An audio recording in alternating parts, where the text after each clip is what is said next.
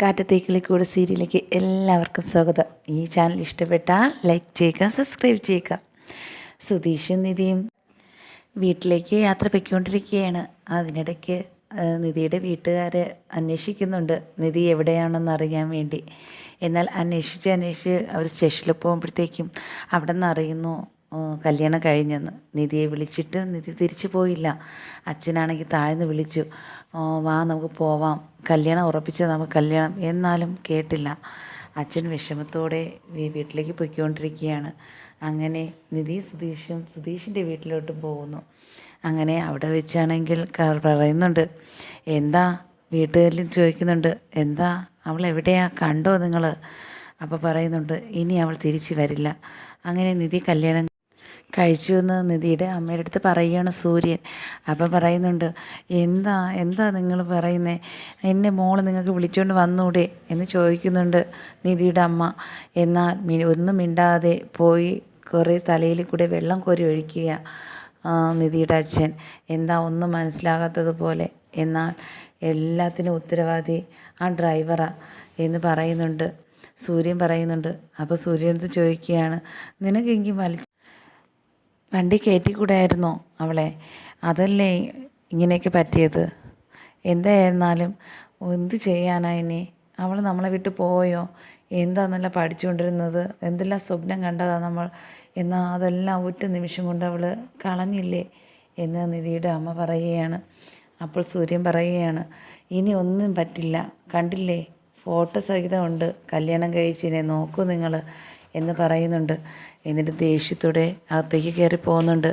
ഇതെല്ലാം വകവയ്ക്കാതെ ഇരിക്കുകയാണ് ബാക്കിയുള്ളവർ. കാര്യം എന്തെന്നാൽ ചേട്ടൻ്റെ ഭാര്യയ്ക്കും എല്ലാം അറിയാമായിരുന്നു ചെറുതായിട്ട്. എന്നാൽ അവർ പോലും ഒളിച്ചു വെച്ചു. എന്നാൽ നിധിയുടെ സഹോദരനും അന്തം വിട്ട് നിൽക്കുക. കാരണം എന്തെന്നാൽ ഇങ്ങനെയൊന്നുമല്ല അവർ വിചാരിച്ച നിധിയെക്കുറിച്ച്. നിധിക്ക് അങ്ങനെ ഒരു ഇതുമില്ലായിരുന്നു. എന്നാൽ ഇതെന്താ അവൾക്ക് പറ്റിയത് ഞങ്ങൾക്കറിയില്ല. അപ്പോൾ പറയുന്നുണ്ട് സൂര്യയുടെ അടുത്ത്, എന്നിരുന്നാലും നീ ഒരു ചെറിയ കാരണം തന്നെയാ എന്ന് പറയുന്നുണ്ട്. കാരണം എന്തെന്നാൽ അതിന് കല്യാണത്തിന് മുമ്പേ തന്നെ ഭയങ്കരമായിട്ട് അധികാരം കാണിക്കാൻ തുടങ്ങിയില്ലേ, അതുകൊണ്ടാണ് ഇങ്ങനെയൊക്കെ സംഭവിച്ചതെന്ന് നിധിയുടെ ചേട്ടൻ്റെ ഭാര്യ പറയുന്നുണ്ട്. എന്തായിരുന്നാലും അവരെല്ലാവരും വിഷമത്തിയിരിക്കുകയാണ്. അപ്പോൾ നിധിയും സുധീഷും പോയിക്കൊണ്ടിരിക്കുക വീട്ടിൽ വണ്ടിയിൽ. അപ്പോഴത്തേക്കും പറയുകയാണ്, സുധീഷ് പറയുകയാണ്, എന്താ നിധി വിഷമിച്ചിരിക്കുന്നേ?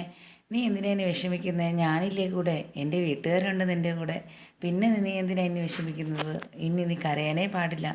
അപ്പോൾ പറയുക, എങ്ങനെ ഞാൻ കരയാതിരിക്കും? എന്നെ എൻ്റെ വീട്ടുകാർ അത്രയും കഷ്ടപ്പെട്ട് വളർത്തിയതാ, സ്നേഹത്തോടെ വിശ്വാസത്തോടെ വളർത്തിയതാ. ഞാൻ അവരുടെ തെറ്റ് ചെയ്തത്. ഈ കല്യാണാലോചന വന്നത് മുതലാണ് ഇങ്ങനെയെല്ലാം ഉണ്ടായത്. ഞാനല്ലെങ്കിൽ ഇങ്ങനെയൊന്നും ചെയ്യില്ല, എനിക്ക് അങ്ങനെ ചെയ്യാൻ പറ്റില്ല. പക്ഷെ എന്ത് ചെയ്യാനാ, സുധീഷിനെ കണ്ടപ്പോൾ മുതലാണ് എനിക്ക് പിന്നെ എങ്ങനെ രക്ഷപ്പെടണം എന്നൊരു ചിന്തയും എൻ്റെ മനസ്സിലുണ്ടായത്. ഞാൻ എന്ത് ചെയ്യാനാ എന്ന് വിചാരിച്ചുകൊണ്ടിരിക്കുക.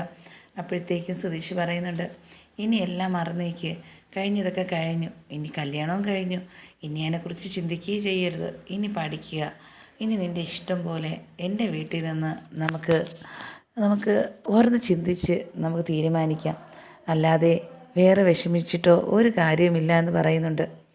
അങ്ങനെ വീട്ടിലാണെങ്കിൽ എല്ലാവരും തീരുമാനിച്ചിരിക്കുന്നത് പോലെ തന്നെ എല്ലായിടത്തും 4 വശത്തും ആൾക്കാരെ വിട്ടിട്ടുണ്ട്. എങ്ങനെയെങ്കിലും വീട്ടിലേക്ക് തിരിച്ചു കൊണ്ടുവരണം നിധിയെ എന്ന ചിന്തയോടെ 4 വഴിക്ക് ആൾ വിട്ടിരിക്കുന്നത് സുധീഷിൻ്റെ വീട്ടുകാരറിയുന്നില്ല.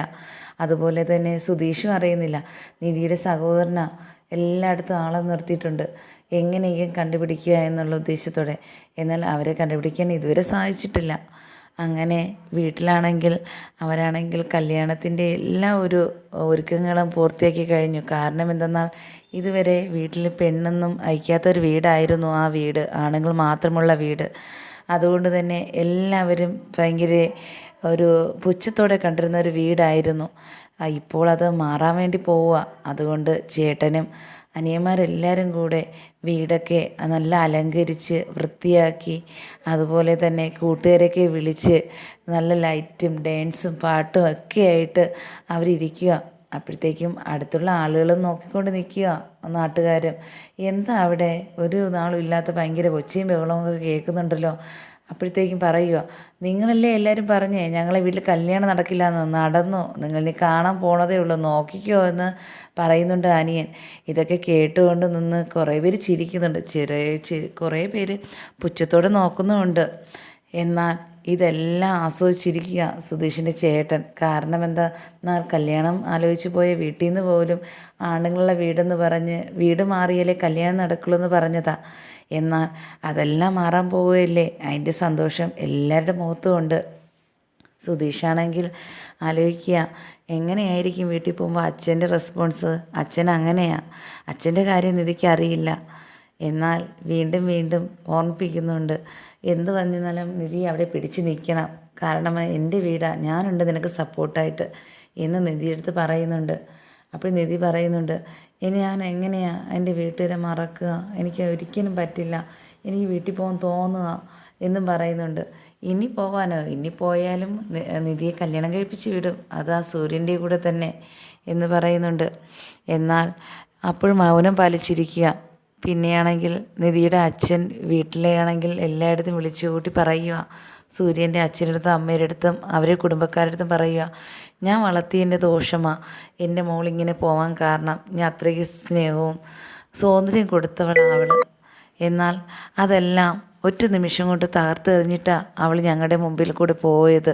അതെനിക്കൊരിക്കലും മറക്കാൻ പറ്റില്ല, അതെൻ്റെ വളർത്തു ദോഷമാണ്, അതുകൊണ്ട് ഞാൻ നിങ്ങളുടെ മാപ്പ് ചോദിക്കുന്നു എന്ന് സൂര്യൻ്റെ വീട്ടുകാരെടുത്ത് അച്ഛൻ പറയുക. പറഞ്ഞുകൊണ്ടിരിക്കുമ്പോൾ തന്നെ അമ്മ പറയുന്നുണ്ട്, ഇനി എന്തായാലും നമുക്ക് ഒന്നും ചിന്തിക്കാനില്ല, എങ്ങനെയെങ്കിലും ഇനി അവൾ തിരിച്ച് കൊണ്ടുവന്ന് നമുക്ക് കല്യാണം നടത്തണം. അപ്പോൾ സൂര്യൻ പറയുന്നുണ്ട്, ഇല്ല, ഇനി അവൾ ഒരിക്കലും വരില്ല, കാരണം എന്തെന്നാൽ അവിടെ അങ്ങനെയാണ്, അവൾക്ക് അതല്ലേ ഇഷ്ടം, അല്ലെങ്കിൽ പോവുമായിരുന്നോ. എൻ്റെ അടുത്ത് ദേഷ്യം കാണിച്ചപ്പോഴേ ഞാൻ വിചാരിച്ചു